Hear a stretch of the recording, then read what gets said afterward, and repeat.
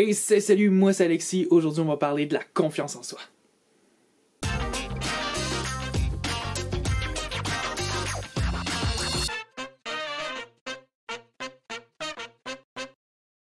Première des choses, cette vidéo-là fait partie d'une série de vidéos concernant le développement personnel. Donc, si c'est quelque chose qui t'intéresse, je te conseille fortement d'aller t'abonner et de cliquer sur la petite cloche, comme ça tu vas être sûr de rien manquer. Hey, je vais te le dire pas fort là, mais si tu restes jusqu'à la fin de la vidéo, il va y avoir un petit truc, comment faire pour booster ta confiance en soi. Fait que t'as toutes des bonnes raisons pour rester jusqu'à la fin de la vidéo. Bon, aujourd'hui, on va parler de la confiance en soi. Mais avant de parler de la confiance en soi, on va essayer de démêler 2-3 choses, surtout concernant la gêne. En fait, je sais que le terme gêne et confiance en soi, c'est un peu des termes qu'on confond, qui est un peu mêlant, parce que moi, personnellement, je me mêlais avec ça.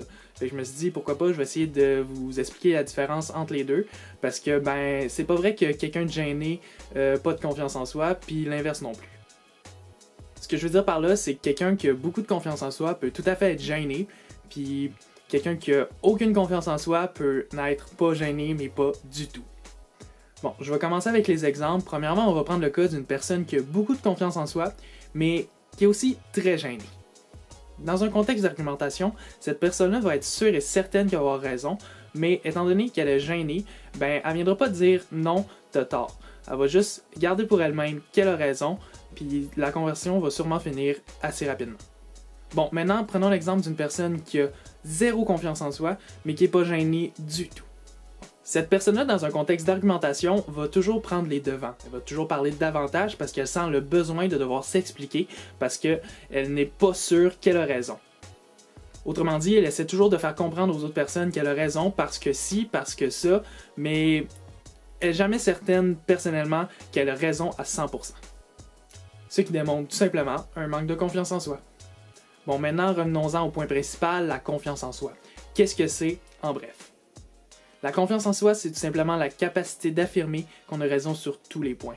En fait, c'est toujours être capable de dire « bon, je fais la bonne chose, je prends les bonnes décisions », c'est tout simplement avoir raison. Bon, je dis c'est tout simplement avoir raison, mais bon, c'est beaucoup plus complexe que ça.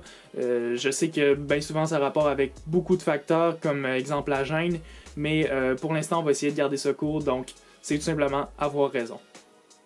Bon, je vais revenir avec encore un autre exemple pour essayer de vous faire comprendre c'est quoi quelqu'un qui a de la confiance en soi. Si jamais tu ne sais pas c'est quoi, quelqu'un qui a beaucoup de confiance en soi, ça serait quelqu'un qui aurait pas peur de parler puis d'affirmer ses points. Mais c'est aussi quelqu'un qui viendra pas te dire « t'as pas raison, j'ai raison » parce qu'il sait déjà qu'il a raison. Fait qu'il viendra pas t'expliquer qu'il a raison parce que dans sa tête, c'est clair, il a raison.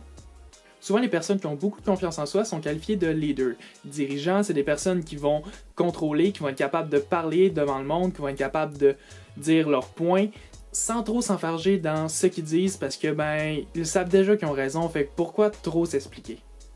Bon, maintenant que tu sais c'est quoi la confiance en soi, je vais te donner un petit truc comment faire pour booster ta confiance en soi. En fait, mon petit truc, je pense que tu l'as déjà compris à travers cette vidéo-là. Mon petit truc, ça va être tout simplement de te dire à tous les points que tu as raison, puis que tu n'as pas besoin de t'argumenter sur telle affaire ou telle affaire. Gars, tu as raison, ça va être correct ce que tu vas faire, fait que arrête de te poser des questions, puis fais juste le faire. Tout ça pour dire qu'avoir de la confiance en soi, c'est quelque chose de très intéressant, mais c'est pas obligatoire dans la vie. Tu peux très bien avoir zéro confiance en soi, mais vivre une très belle vie sans être nécessairement un leader. Mais tu peux aussi être un leader sans avoir beaucoup de confiance en soi. Ça dépend des cas. Comme j'ai déjà dit, il y a des centaines de facteurs qui peuvent se mélanger à ça. Ça peut être différent d'une personne à l'autre. Donc si tu veux avoir plus de connaissances approfondies sur ce sujet, je te conseille fortement d'aller faire une petite recherche sur Internet. Donc c'est tout pour aujourd'hui, merci beaucoup d'avoir suivi la vidéo jusqu'à la fin.